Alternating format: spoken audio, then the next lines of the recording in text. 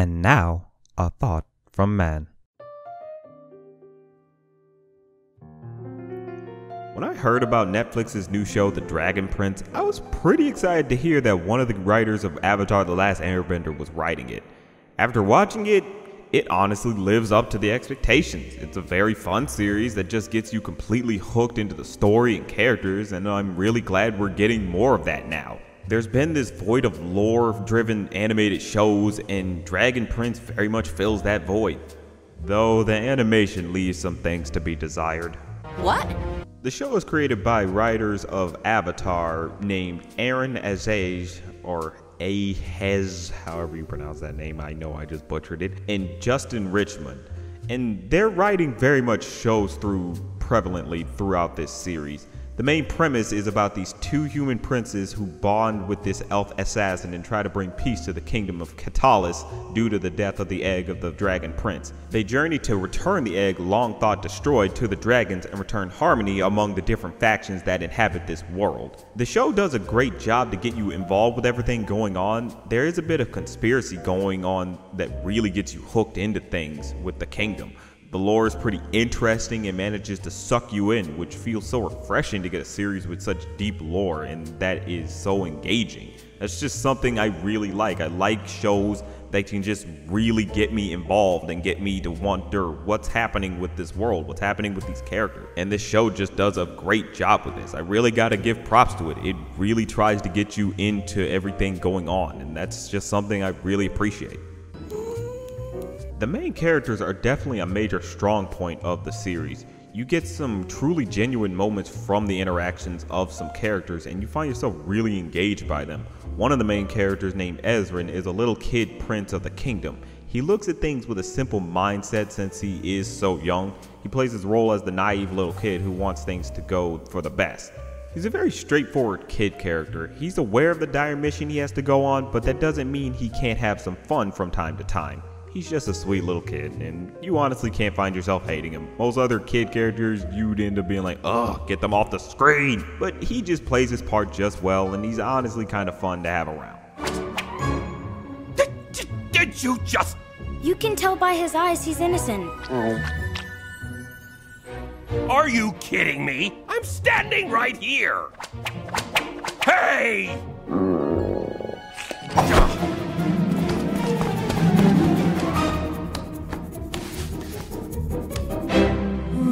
There's also Calum, who is the prince of the kingdom.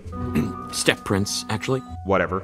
He wants to be a strong knight who can defend his kingdom, but he can feel unsure of himself at times. He has insecurities about his place at the kingdom due to the fact that he isn't the blood heir to the throne. So he mostly wants to prove he is worthy of being king. He's also a major doofus sometimes. You can enjoy his character because he's not all about being serious. That's just something you really can enjoy, is that he can have fun just like everybody else. He's aware of the mission, but that doesn't mean he has to be a stick in the mud.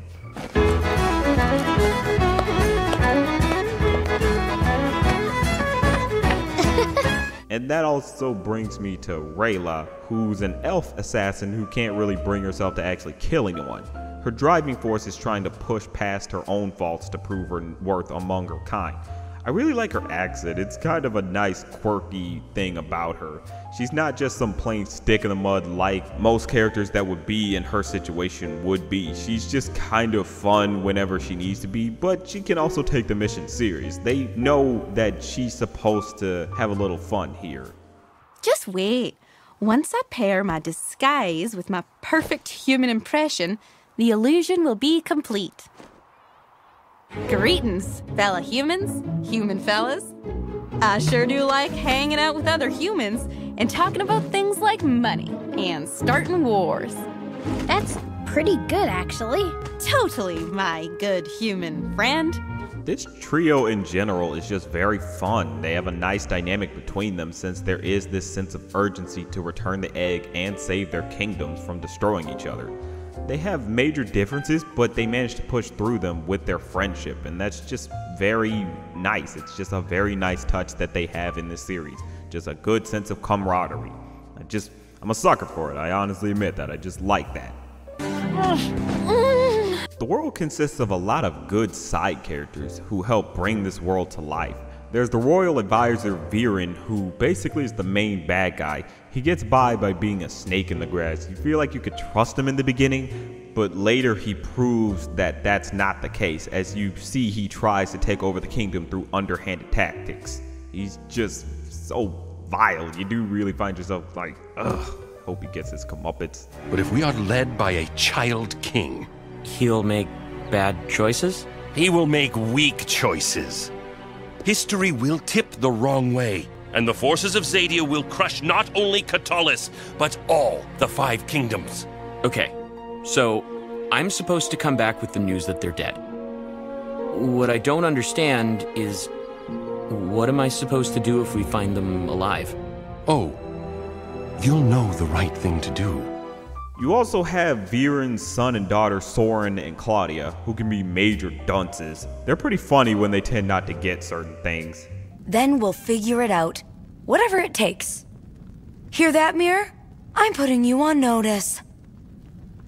Kinda weird how the mirror did it right back at me. Like it was putting me on notice. There's also General Amaya, who's Caleb and Ezran's deaf aunt, and it's very interesting that they have a character who can't speak, but feel like a good part of the cast of characters, and just as well, she has a pretty fun personality, as well as being badass.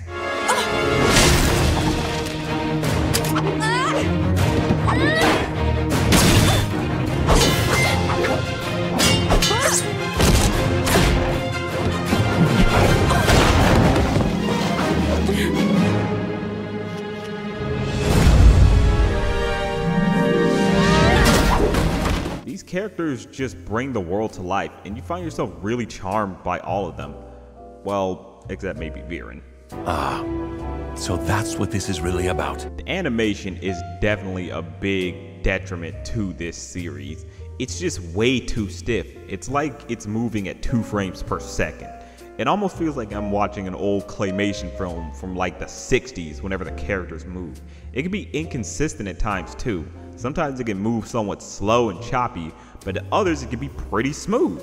And that's just kind of the weird thing about it. It's like, okay, either you're gonna be real smooth and nice and clean, or you're not. Like, which is it? You can't really have it both ways. It seems to move smoothly when it needs to have an action sequence, but whenever the characters need to just sit and talk to each other, it just has its problems. It just can't keep flowing. It's kind of weird, and it's also very distracting. But it does have some pretty good visuals. You get a sense of weight when it comes to the dragons and their size. The backgrounds also look very nice. I feel mostly that they needed to just render the series a little longer in order for it to just animate properly. I don't know. This is just kind of a thing. I feel like maybe it could have just been rendered a little longer, or they could have just went with a full traditional 2D show. That probably could have worked better for them, but I don't know, maybe by the next season they'll have that fixed. But for right now, it's just kind of a little bit of an annoyance to me. Yes. The comedy in this show, it's very quirky. It's sort of like Avatar in some sense with how the characters play off of each other. You get a nice chuckle here and there from the characters. It honestly feels natural with how they go about the humor. Nothing feels too forced, and that, I feel, is the best kind of humor. It just feels like, yeah, that's something that character would say, or that's how that character would react to something. It just feels natural. It's like, this is just off the top of our heads, and it somehow matches with these characters. I just really, really enjoy that. This is an amazing adventure series. The characters are all very fun and enjoyable. The story and lore is very engaging. The biggest detriment to the series is mainly just the inconsistent animation.